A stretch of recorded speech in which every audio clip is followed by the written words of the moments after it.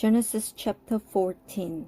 At the time when Amraphel was king of Shinar, Arya king of Elasar, Kedorlaomer king of Elam, and Tidal king of Goim, these kings went to war against Bera king of Sodom, Bersha king of Gomorrah, Shena king of Admah, Shmeber king of Zeboim, and the king of Bela, that is Zoar.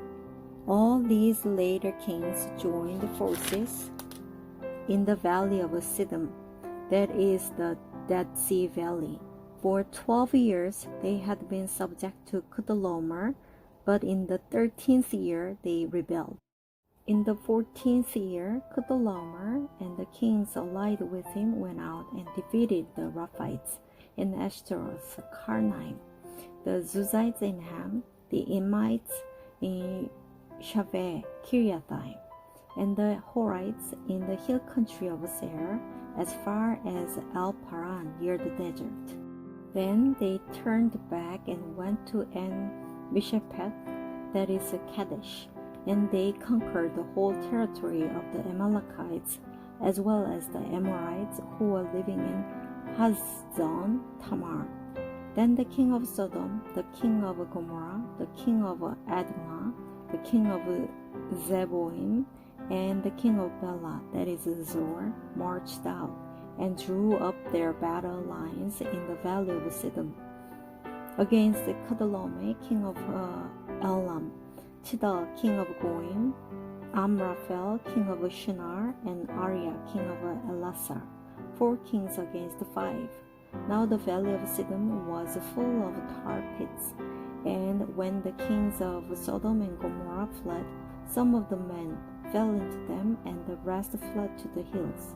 The 4 kings seized all the goods of Sodom and Gomorrah, and all their food. Then they went away.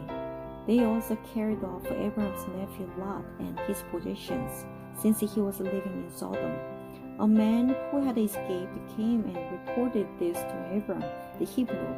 Now Abram was living near the great trees of Mamre the Amorite, a brother of Eshcol and Aner, all of whom were allied with Abram. When Abram heard that his relative had been taken captive, he called out the 318 trained men born in his household and went in pursuit as far as Dan. During the night, Abram divided his men to attack them, and he routed them, pursuing them as far as Hobah, north of Damascus. He recovered all the goods and brought back his relative Lot and his possessions, together with the women and the other people. After Abram returned from defeating Kedorlaomer and the kings allied with him, king of Sodom came out to meet him in the valley of Shaveh, that is the king's valley. Then Melchizedek, king of Salem, brought out bread and wine.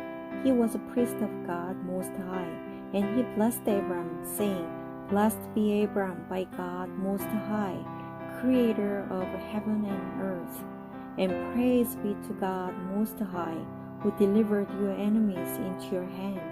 Then Abram gave him 1/10 of everything. The king of Sodom said to Abram, Give me the people and keep the goods for yourself.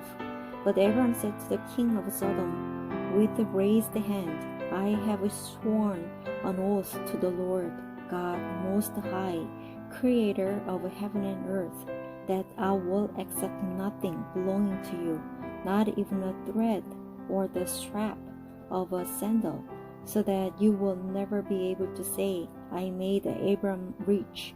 I will accept nothing but what my men have eaten, and the share that belongs to the men who went with him to Aner, Eshcol, and Mamre.